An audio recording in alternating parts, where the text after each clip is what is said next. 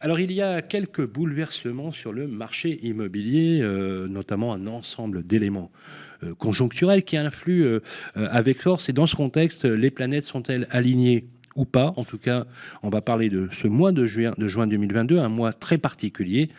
Et bien évidemment, on l'a tous compris, à la suite des élections législatives, la politique du logement va avoir des orientations un peu particulières. Et c'est des réponses marché qu'on attend avec notre invité, Benjamin Darmouni. Bonjour. Bonjour Sylvain. Président du cabinet Maurice Burgère. En tout cas, merci d'avoir accepté notre invitation sur la Côte Imo. Et on va voir, si vous voulez bien, comment se porte le marché dans un contexte particulièrement lourd sur le plan économique. Premier bilan, en ce fin de trimestre 2022, le marché de la transaction, Benjamin Darmouni. Le marché de la transaction aujourd'hui souffre. On est très clairement en train d'assister à un retournement de marché.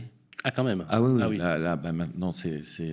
Et quand vous dites retournement de marché, est-ce qu'on entre en crise, là? Vous la qualifiez de crise immobilière? C'est très compliqué à dire. Une crise, en tout cas, personnellement, je n'en ai pas encore vécu. Donc, je ne suis pas capable de vous dire si ça va être réellement une crise. Ce que je peux dire aujourd'hui, c'est qu'on était sur un marché avec une forte demande. Aujourd'hui, la demande n'est plus là. Et on a une augmentation des offres. Ce qui veut dire que, pour moi, versus il y a 2 ans, même il y a 1 an, le marché se retourne, oui, très clairement. On n'a plus les mêmes demandeurs et les mêmes offreurs sur le marché. Donc, très clairement, il y a un problème. On a un deuxième problème, c'est les volumes. Aujourd'hui, on assiste à une baisse pour le premier trimestre de 15% des volumes de transactions. Alors, vous allez me dire, on était mal habitué. Oui, le marché de la transaction, oui, depuis des années, est mal habitué, puisqu'on avait un marché haussier, puisqu'on a un marché qui allait bien. D'ailleurs, notre gouvernement d'époque disait que ça allait trop bien, donc on devait mettre des choses en place pour arrêter ce marché qui allait trop bien.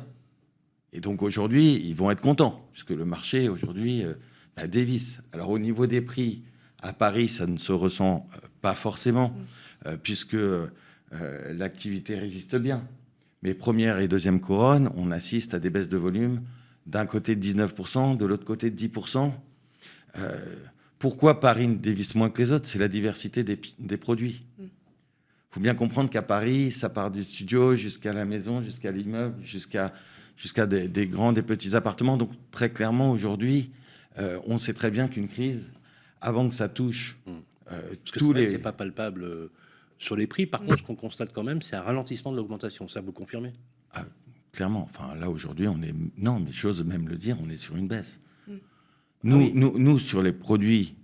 sur Paris. Mais oui, sur les produits qu'on vend au sein de notre agence, on est sur une baisse de 5% des prix. Et il faut le dire. Ça ne fait pas mourir de le dire. Mais pour autant, il faut réagir. Ok, je vais vous dire, quand on achète à 12 000 € du mètre et qu'on est à moins 5%, croyez-moi, ça ne fait pas rougir. Au contraire, ça fait plutôt sourire les acquéreurs. C'est pas simple. Évidemment, et puis on a été mal habitués. On a été mal habitués. On était sur un marché haussier. Donc, une fois qu'on s'est dit ça, aujourd'hui, l'important, c'est de trouver les raisons de cette baisse. Alors pour vous, elle s'explique comment? Est-ce que, alors justement, on va continuer sur l'idée. L'inflation, que personne n'avait vu venir dans ces proportions, qui a atteint presque 6%. La frilosité des banques à accorder des crédits. Resserrement au 1er janvier des règles, des normes HCSF.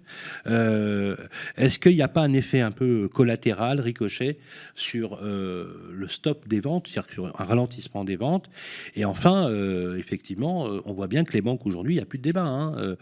C'est un apport minimum de 10%, quand ce n'est pas en moyenne des apports de 20%. On se rappelle quand même d'une époque où les prêts étaient garantis ou étaient financés à 100% et les ménages n'apportaient que les frais de notaire. D'ailleurs, on va le voir sur une infographie. Je vous donne juste pour illustrer le propos le taux moyen des prêts immobiliers. En décembre 2021, il était de 1,06%. En mai 2022, il est déjà à 1,25%. C'est une source de l'Observatoire du Crédit Logement.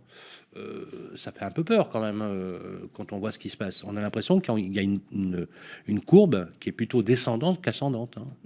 Mais elle est descendante et elle est logique. On assiste à la désolvabilisation des ménages. on assiste à une baisse du pouvoir d'achat. Il faut bien comprendre qu'aujourd'hui, un ménage va perdre entre 10 et 15% de pouvoir d'achat. Donc, oui, effectivement. Et en plus, on ajoute à cela la haute autorité qui a accentué les difficultés de crédit, soit donc un taux d'endettement maximum de 35% et une durée maximum de crédit de 25 ans. Vous additionnez tout cela et vous vous rendez compte très clairement qu'aujourd'hui, le marché ne peut pas aller mieux. Et donc ça va engendrer quoi? Baisse du pouvoir d'achat, des impayés sur les loyers, on va en parler plus tard, mais des impayés sur les crédits immobiliers et sur les crédits à la consommation.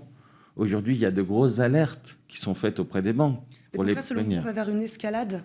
Voilà, c'est ça ma question. Quelles sont vos prévisions, on va dire, pour l'année 2022? Qu'est-ce que vous voyez dans votre boule de cristal? Vous êtes inquiet pour la suite? Cette tendance-là dont vous nous parlez, elle va durer?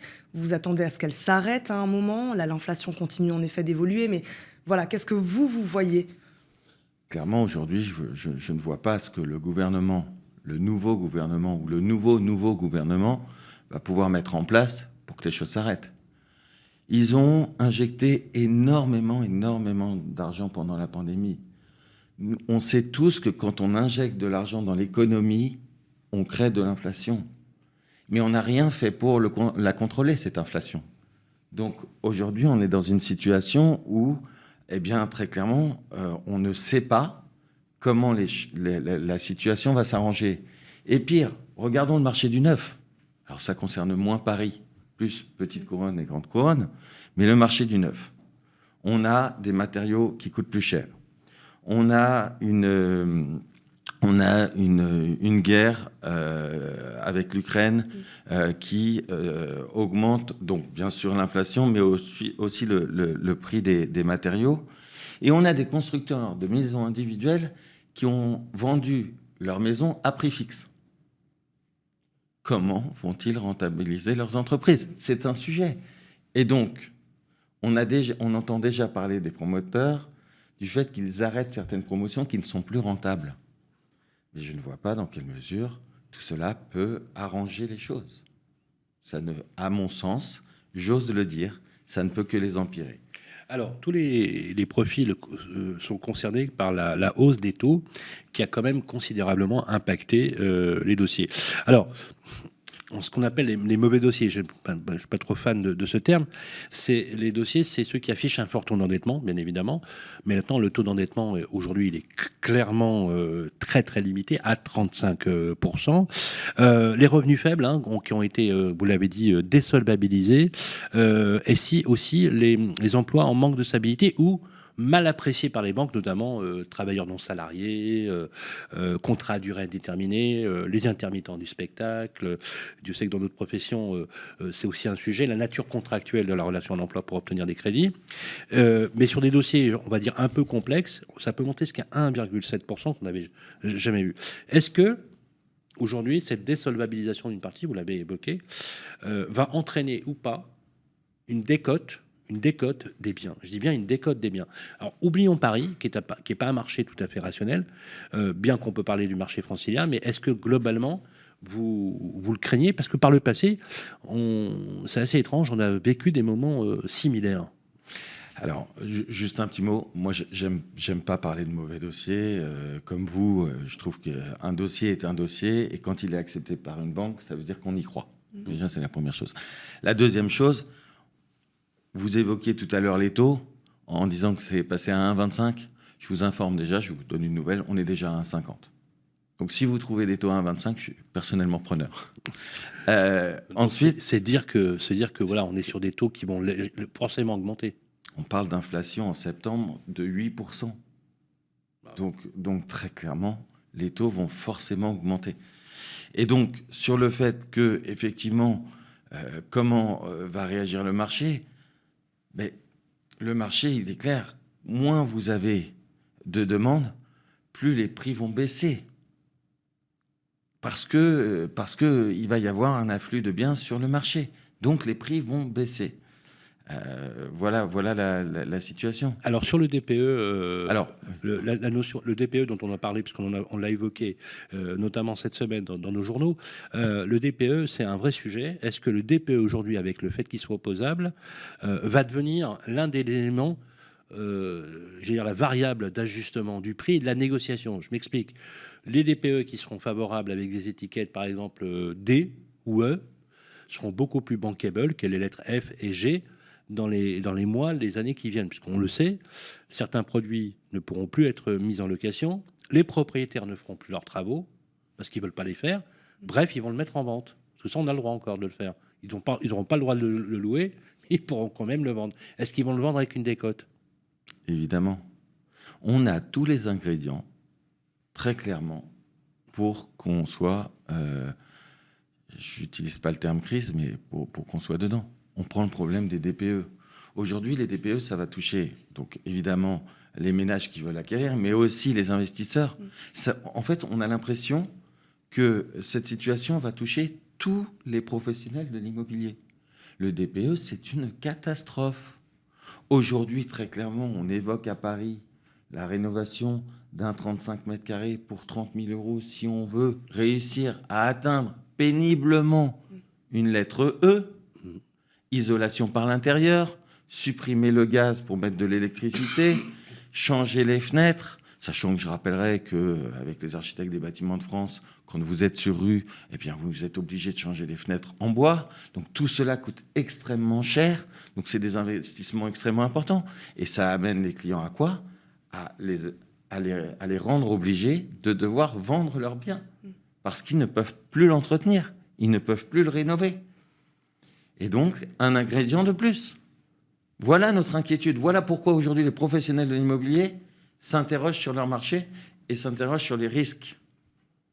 Ils ne feront pas les travaux, donc c'est ce que vous dites. Ils vendront leurs biens. Pour un certain nombre, ils ne seront pas en mesure. La question, c'est pas de savoir s'ils vont les faire ou pas les faire. La question, c'est qui a les moyens de les faire. Avec des banquiers qui ne seront plus là pour leur prêter pour pouvoir les faire. Mais il y a des aides. Il y a MaPrimeRénov'. Mais ça touche une partie infime de la population. Et rappelons, la rénovation des maisons individuelles, c'est des maisons qui coûtent entre 80 et 120 000 euros quand on a besoin d'un budget de entre 50 et 70 000 euros pour procéder à la rénovation énergétique de ces maisons. Eh oui, bien sûr. C'est le double.